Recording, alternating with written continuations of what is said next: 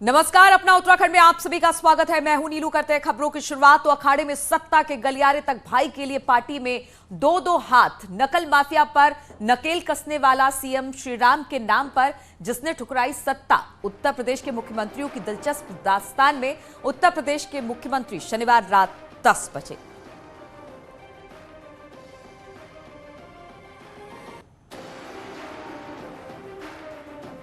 और उत्तराखंड की हम बात कर रहे हैं। उत्तराखंड चुनाव प्रचार का आखिरी दिन है। उत्तराखंड में दिग्गजों का जमघट है। आज रुद्रपुर दौरे पर रहेंगे प्रधानमंत्री नरेंद्र मोदी। रुद्रपुर में जनसभा को संबोधित करेंगे प्रधानमंत्री।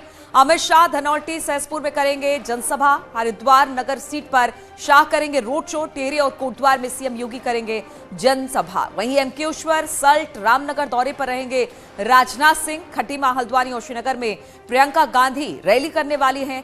वहीं कोटद्वार, यमकेश्वर, नरेंद्र नगर में सचिन पायलट की जनसभा है। जबरेड़ा, खानपुर, हरिद्वार ग्रामीण, डोईवाला में दीपेंद्र हुड्डा रहेंगे। उत्तराखंड में 14 फरवरी को मतदान होना है और सभी 70 सीटों पर 14 फरवरी को वोट डाले जाएंगे।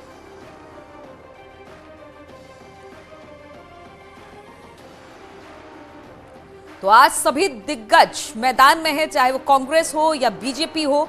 और आज चुनाव प्रचार का शोर थम जाएगा, लेकिन उससे पहले तमाम दिग्गज मैदान में हैं। बीजेपी के राजनाथ सिंह, योगी आदित्यनाथ, प्रधानमंत्री नरेंद्र मोदी, अमित शाह सभी इस वक्त चुनाव प्रचार में उतरे हुए उत्तराखंड में।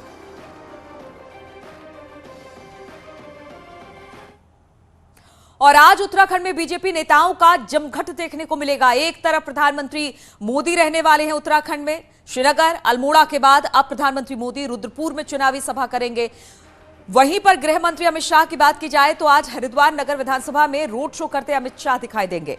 उत्तराखंड के चुनाव प्रचार में उत्तर प्रदेश के मुख्यमंत्री और बीजेपी के फायर ब्रांड नेता योगी आदित्यनाथ की एंट्री भी आज होने वाली है। सीएम योगी आज टिहरी और कोटद्वार में जनसभा को संबोधित करेंगे।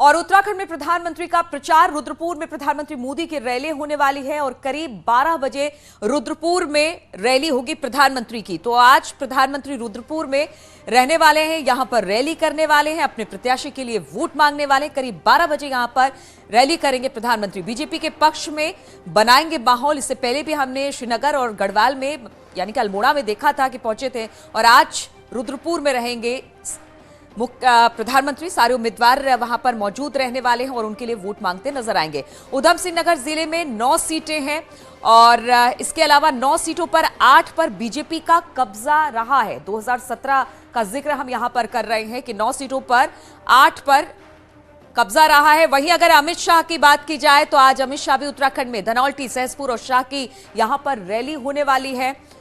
हरिद्वार में शाह करेंगे रोड शो, यानी कि यहां पर जो प्रत्याशी होंगे उनके लिए रोड शो करते हुए चुनाव प्रचार करते दिखाई देंगे। सदर विधानसभा में अमित शाह का रोड शो होने वाला है। और अब हम आपको सीएम योगी को दिखाने जा रहे हैं, क्योंकि आज प्रचार का अंतिम दिन है। तो आज सीएम योगी भी पहुंच रहे हैं उत्तराखंड, और उत्तराखंड में 2 रैलियां हैं सीएम योगी की। 11 बजे टिहरी में सीएम योगी रैली करने वाले हैं, प्रत्याशी के लिए वोट मांगते नजर आएंगे। वहीं टिहरी के बाद कोटद्वार का रुख करेंगे और यहां पर रैली करते नजर आएंगे सीएम योगी। कोटद्वार में 1 बजे रैली का कार्यक्रम निश्चित किया गया है। और अब कांग्रेस भी इसमें कहीं पीछे नहीं है प्रचार में। प्रियंका भी आज ताबड़तोड़ प्रचार करती दिखाई देंगी कांग्रेस की तरफ से। और किस तरह का कार्यक्रम है वो हम आपको बता रहे हैं। उत्तराखंड में प्रियंका की 3 रैलियां होनी है। 3 रैलियां कहां होनी है? करीब 11:45 पर खटीमा में रैली रखी गई है कांग्रेस की तरफ से प्रियंका की। 1 बजे हल्द्वानी में रैली करने वाली है। वहीं करीब 2:30 बजे श्रीनगर में रैली करती प्रियंका दिखाई देंगी। यानी कि 3 रैलियां आज प्रियंका गांधी की भी रहने वाली है।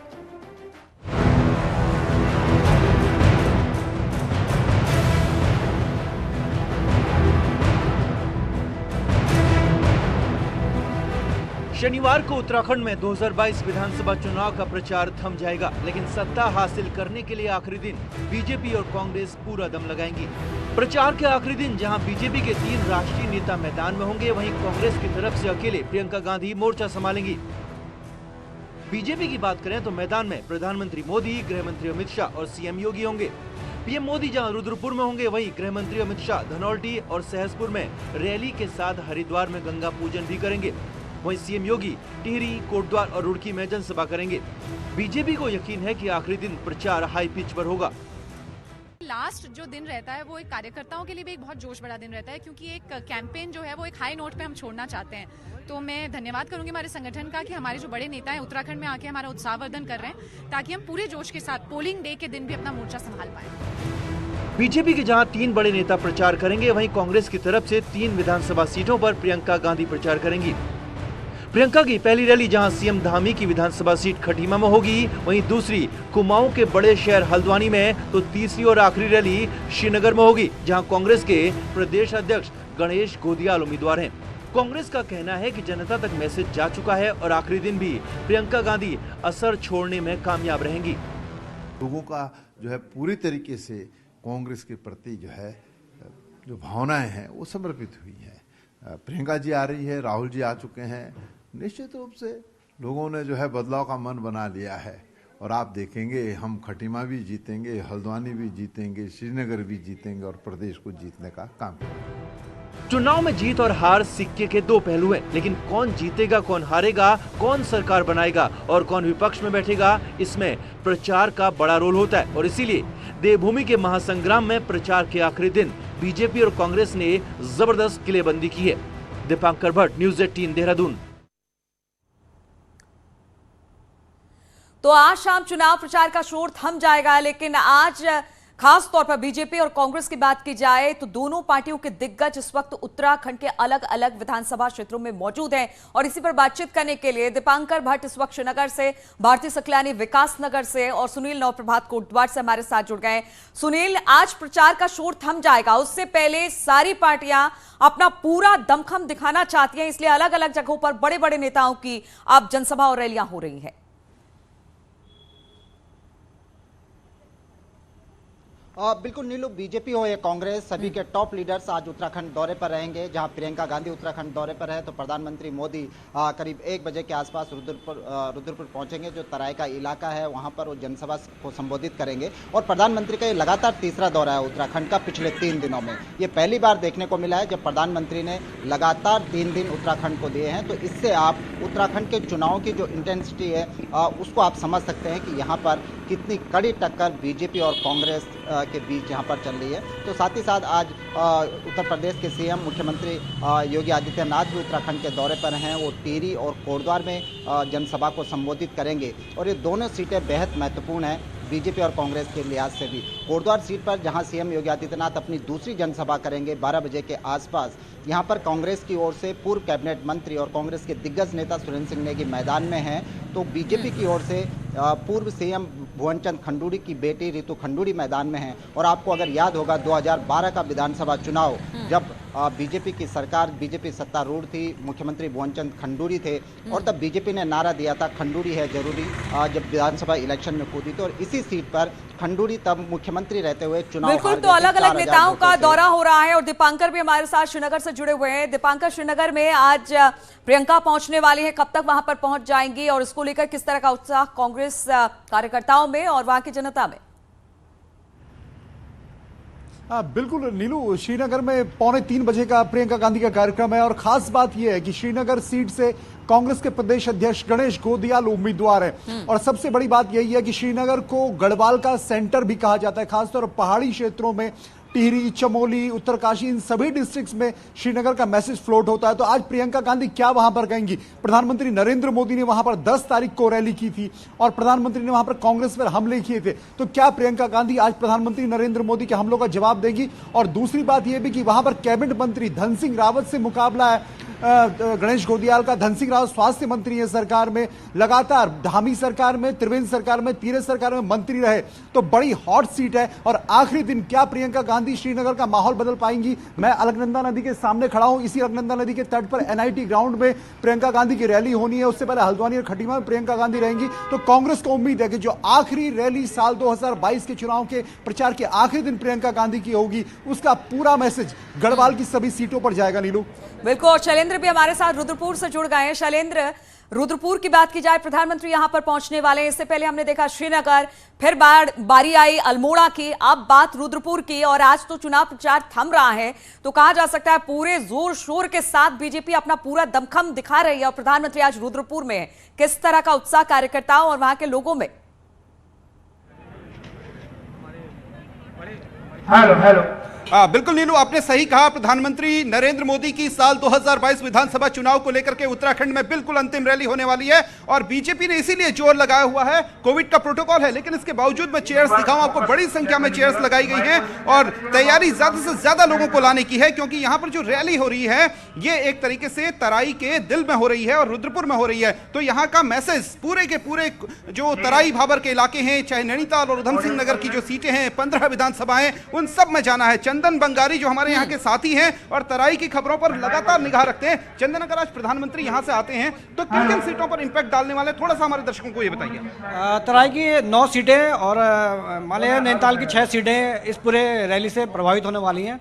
वैसे इस बार सबसे ज्यादा रोचक मुकाबला, क्योंकि भाजपा को बहुत चुनौती मिल रही है, क्योंकि एंटी इनकम्बेंसी भी है। बिल्कुल, भाजपा और कांग्रेस में इस वक्त कड़ा मुकाबला देखने को मिल रहा है। भारती सिकलानी पे विकासनगर से हमारे साथ जुड़े हुए हैं। भारती, वहां पर किस तरह की टक्कर है? और आज तो चुनाव प्रचार का अंतिम दिन है, आज शाम के बाद शोर थम जाएगा। जो बात कहनी है, जो चीजें बतानी है, वो सब नेता बता चुके होंगे और 14 फरवरी का इंतजार जब वहां पर वोट गिरेंगे। बिल्कुल, जोर आजमाइश पूरी आज यहाँ पर, और आज सुबह से ही लगातार जो है चुनाव प्रचार का जो शोर है वो देखने को मिल रहा है। सुबह की अगर हम बात करें नीलू, सुबह 6 बजे से ही यहाँ पर जो है तैयारियां चल रही थी।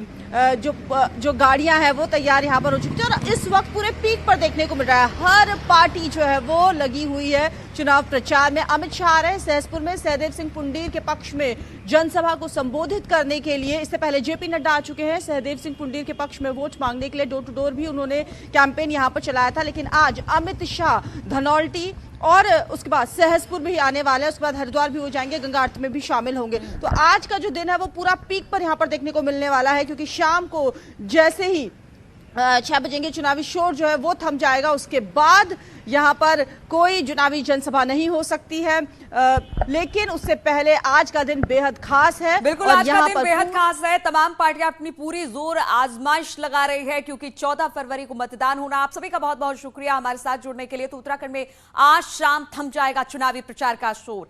14 फरवरी को उत्तराखंड में वोट डाले जाने हैं। उत्तराखंड की सभी 70 सीटों पर मतदान होगा। देहरादून से आज रवाना होगी पोलिंग पार्टियां। तो 14 फरवरी को मतदान होगा, लेकिन उससे पहले हम आपको बता दें कि जो दूर दराज के इलाके हैं, आज से पोलिंग पार्टियों को जगह जगह भेजने का सिलसिला शुरू हो जाएगा।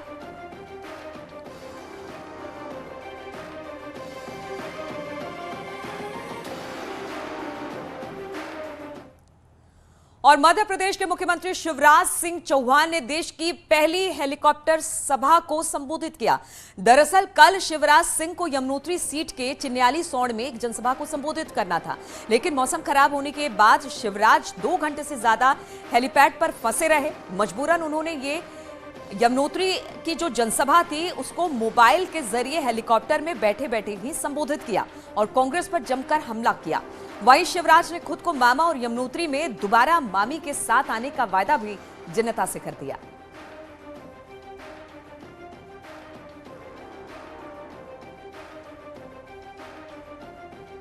भांजियों, मैं मध्य प्रदेश का मामा हूं, तो यमुनोत्री का भी मामा ही हूं बच्चों का। आप सबको दोनों हाथ जोड़ के ये मामा प्रणाम करता है और माफी मांगता है। मेरी बहुत इच्छा थी कि आज आपके बीच में आके आपसे मिलूं, हाथ मिलाऊं, गले लगाऊं, सभा संबोधित करूं, लेकिन नैनीताल में मैं 1.5 घंटे से हेलीकॉप्टर के अंदर बैठा हूं। चारों तरफ कुछ दिखाई नहीं दे रहा। हमारी कोशिश ये थी कि जैसे ही मौका मिले तो मैं हेलीकॉप्टर से नीचे ही नहीं उतरा कि वैसे ही उड़ के यमुनोत्री पहुंच जाऊं। और बिहार सरकार के स्वास्थ्य मंत्री मंगल पांडे ने मसूरी में गणेश जोशी के लिए प्रचार किया। मंगल पांडे ने ट्वीट करके लिखा कि मसूरी से बीजेपी प्रत्याशी गणेश जोशी जी के समर्थन में आयोजित युवा सम्मेलन में शामिल होकर युवा जन समूह को संबोधित कर भाजपा के पक्ष में वोट देने की अपील की। और रुकेंगे आप छोटे से ब्रेक के लिए, फौरन लौटते हैं।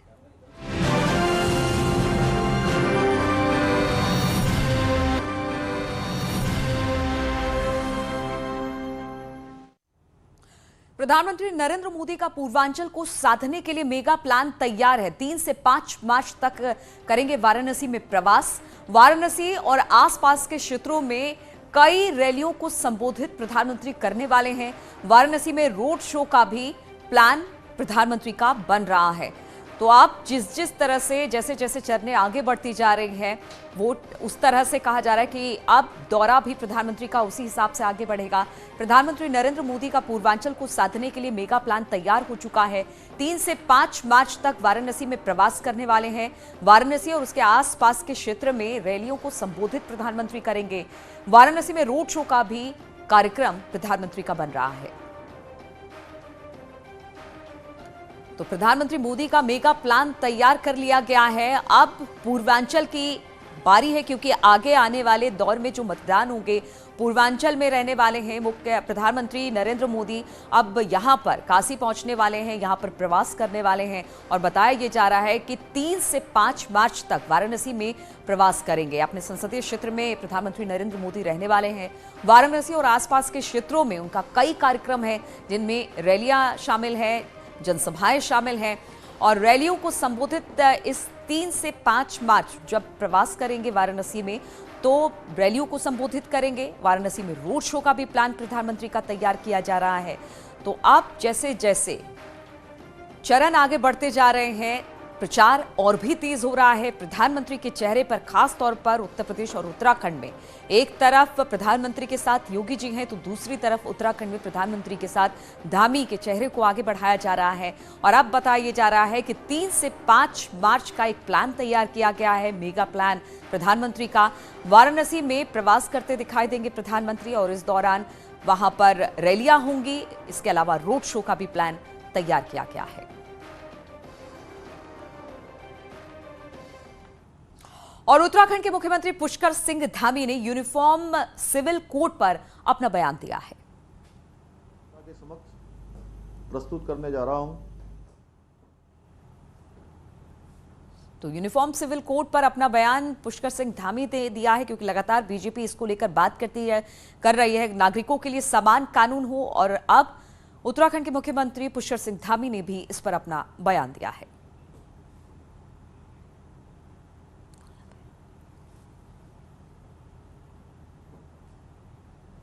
तो एक देश एक कानून पर लगातार बीजेपी बात करती आई है, यानी यूनिफॉर्म सिविल कानून पर। अब इस पर मुख्यमंत्री पुष्कर सिंह धामी ने भी अपना बयान दिया है।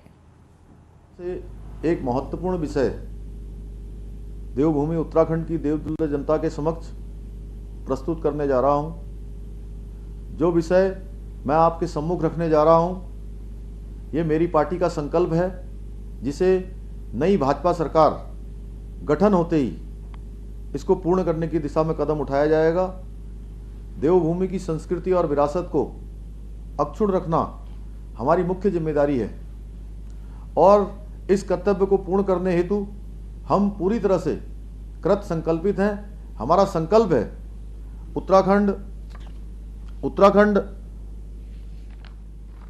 हमारे भारत का एक ऐसा जीवंत राज्य है जिसकी संस्कृति और विरासत सदियों से भारतीय सभ्यता के मूल में समाहित रही है।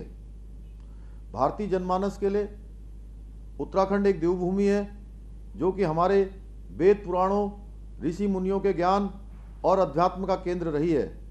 भारत के कोने कोने से लोग बड़ी आस्था और भक्ति के साथ उत्तराखंड आते हैं। इसलिए उत्तराखंड की सांस्कृतिक आध्यात्मिक विरासत की रक्षा अहम है। 130 करोड़ लोगों की